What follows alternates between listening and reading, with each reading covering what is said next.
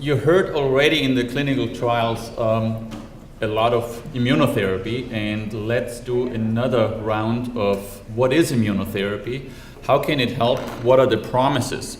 The way how the next, I would say 45 minutes or so are structured, that I will be given again a 30,000-foot overview on immunotherapy. How does it work? What is it in relation to uveal melanoma? And what are the hurdles specifically in uveal melanoma? And since we're at Bascom Palmer Eye Institute with Dr. Harbour as the lead investigator here and a fantastic lab, I will specifically also rephrase what he already explained yesterday very nicely and today about the PAP1 mutation and how it's related to immunotherapy. And then following me with Dr. Nick Aquavella, give a more detailed overview of the different mechanisms of actions in immunotherapy. The exciting thing is that our human body, the physiology is designed that usually in a healthy individual, the immune system can recognize cancer cells. In fact, as I'm standing here, if you are sitting here, there are certain cells in my body that get multiplied and DNA gets replicated, and it's a very complex mechanism, and within these mechanisms there's errors. And those errors can lead to mutations, and these mutations can lead to cancer. These mutations, as you know, lead also to proteins that look strange. And that's what the immune system does. It recognizes the strangeness of a mutation, and as I'm standing here, this is probably going on. We call this the immunosurveillance. It's designed that the immune system recognizes the moment there's a strangeness happening in the body, and it's actually eliminated. We notice the immune system eliminates cells that are infected by viruses. It eliminates bacteria. It eliminates cells that are infected, quote unquote, by cancer. And we know this, and early on we know this, that any cancer anywhere in the body, usually if we do surgery and we look under the microscope and we do all the tests, we find immune cells that are sticking at the cancer cells. So that's a sign that there are some reactions going on. Nevertheless, cancer produces a lot of different substances that unfortunately keep those immune cells dormant. They don't go after the cancer, and the tumor can evolve. Now, what are the key players in the immune system? The key players are white blood cells. In our case, they are called lymphocytes because they're using the lymphatic system, not the blood system, but the lymphatic system to develop, to recognize, to do all the mechanisms that are required to target cancer. And there's three specific white blood cells I would like to focus. The first is called a dendritic cell. A dendritic cell is also known as an antigen presenting cell. Now you hear the word antigen. What does antigen mean? Antigen means another protein. And I will go into detail what sort of proteins those antigens are. But what a dendritic cell does, it has a lot of surface. It looks like an octopus, lots of dendrites. That's why it's called dendritic cells. That enables the cell to really recognize those strange molecules and do something with them. Then there is two sorts of T cells. T cells are the soldier cells in the immune system. They are really going after the cancer. But in order to become a mature T cell, the third cell in the first line, in the first row, a naive T cell has to be educated to become a functional soldier cell to go and kill the tumor. And then the other players that are not immune cells is the cancer cell, and many cancer cells form a tumor. Now, how does this all work? I call this the immune cascade, and again, a very simplified mechanisms. In principle, a cancer cell looks strange. A cancer cell has a so-called antigen presented on the surface of the cancer cell. And this antigen here is highlighted as this orange little circle. An antigen is, as you heard, a protein. Again, there's many, many different proteins. And if a protein is mutated, and cancer has a lot of mutations, then there's a lot of antigens. But let's focus on this one antigen. What happens is that the dendritic cells recognizes the antigen. And the dendritic cell then becomes a mature dendritic cell. It's a very complex process. I worked in the laboratory for many years. And the mature dendritic cell then presents the antigen to one of those soldier cells. And those soldier cells are just like attending high school. They are taught what to do with this antigen. And that's why the mature dendritic cell is also called antigen presenting cell. It presents this strange molecule that it found on the cancer cell to a naive T cell, an uneducated T cell.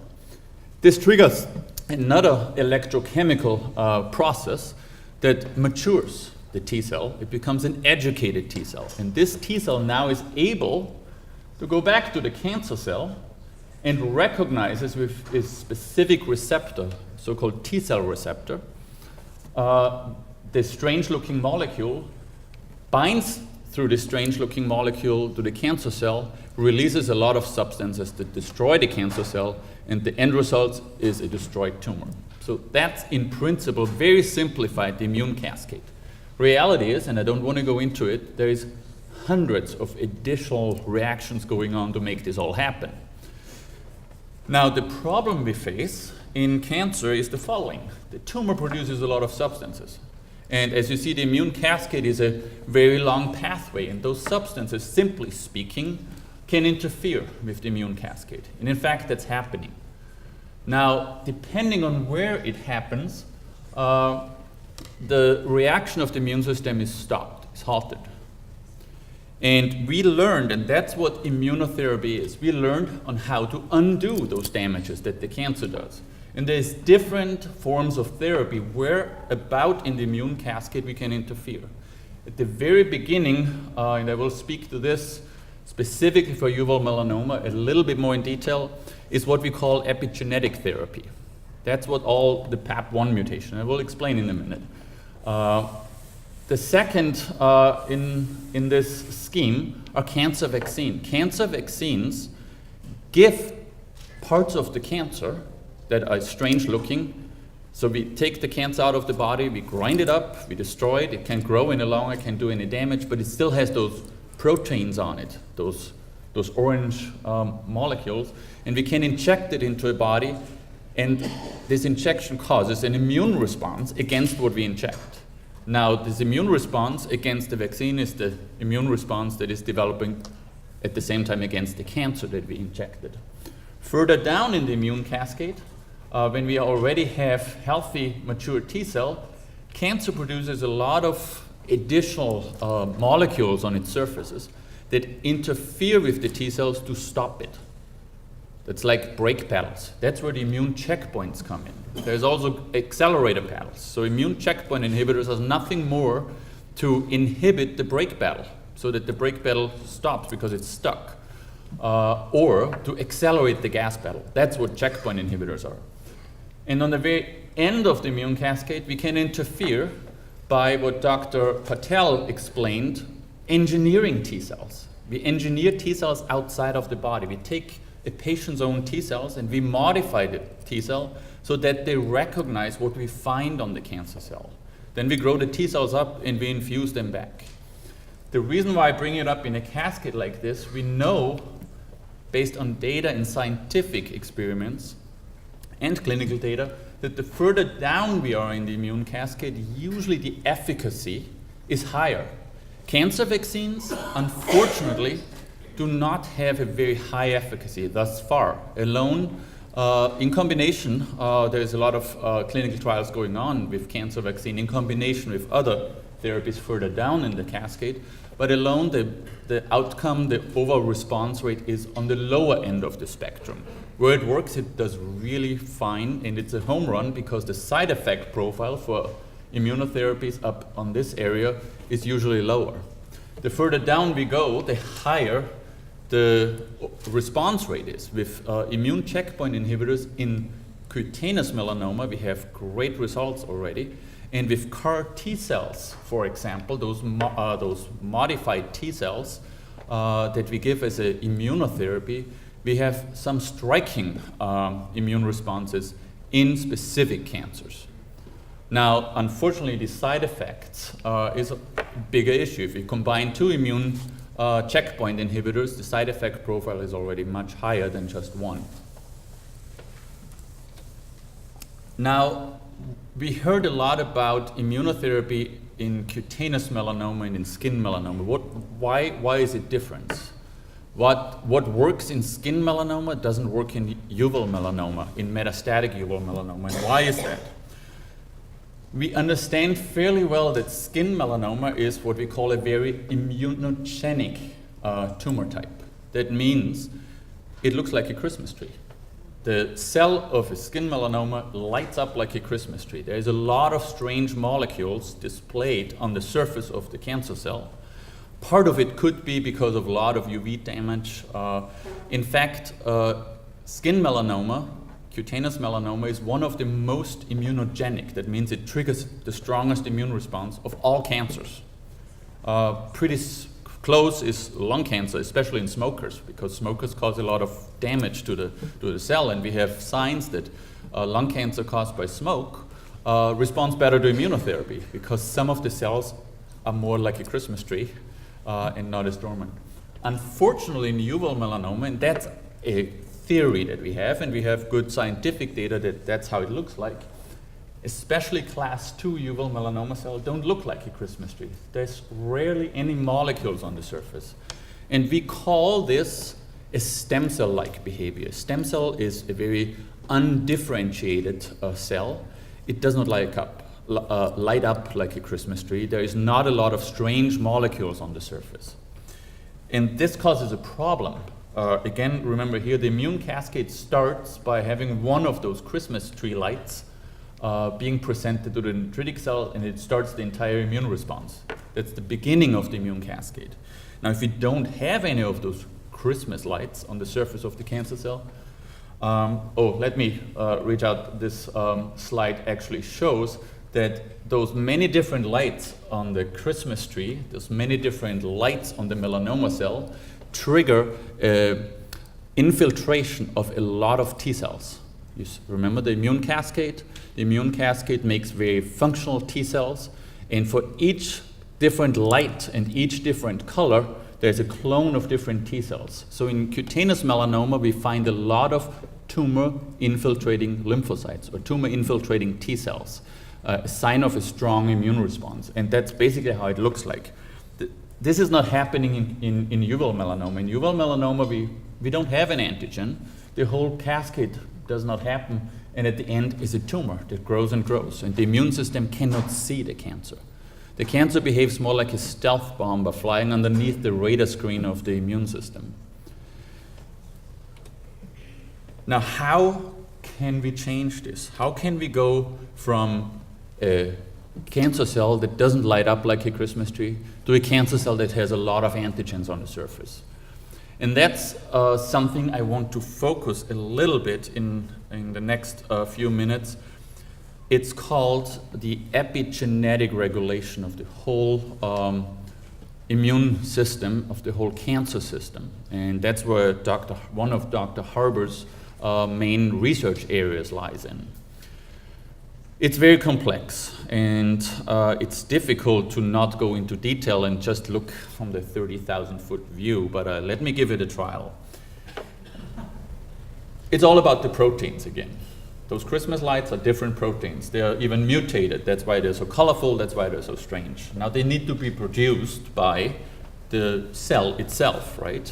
They need to be in the cell machinery in order to be displayed and light up like Christmas trees. The way how it works, a gene is a recipe for the protein. You all know what a chromosome is. A chromosome, an analogy would be a library, a house. It houses lots of books with lots of pages. That's a chromosome. If you go into the library, you find books. That's the DNA. If you open the book, there's a page. That's a gene. On the page, there's instruction on how to do something. That's the gene. So again, chromosome is the library, DNA is the book, and gene is the page of the book. So there's enormous information. We have about 22,000 genes, so 22,000 different pages in a tiny little compact library. And in order to pack the information efficiently in a tiny little cell that you only see in a microscope. We need to wrap up this DNA very efficiently. And we wrap it up through other proteins. And those proteins are called histones. And those histones, together with the DNA, where the DNA is linked around, is called a nucleosome, which forms the chromatin and that forms the chromosome. So basically, there's proteins that help to pack the DNA very efficiently. Now, what do you think what happens if you pack it so efficiently that you can't get to it? You can't read the page. If you can't read the page, you cannot bake your cake if it's a recipe, right? The same is actually an analogy for the gene. If it's very tightly packed, then the cell machinery cannot read the gene, cannot produce a protein, and there is no Christmas lights on the surface because proteins cannot be read, cannot be produced. Now, how does this work? How does the cell really pack?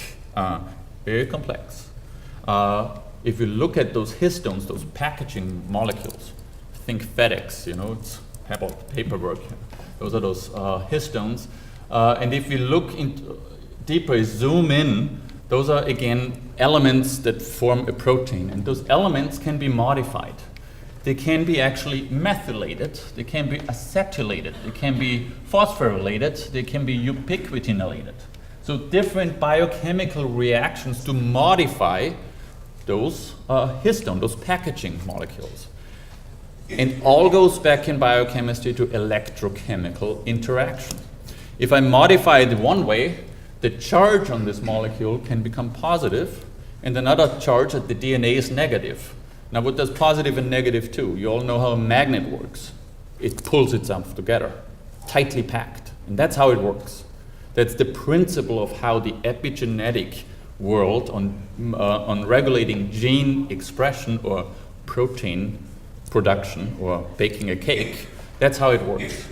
So negative and positive pulls itself together, and it's done by electrochemical reactions.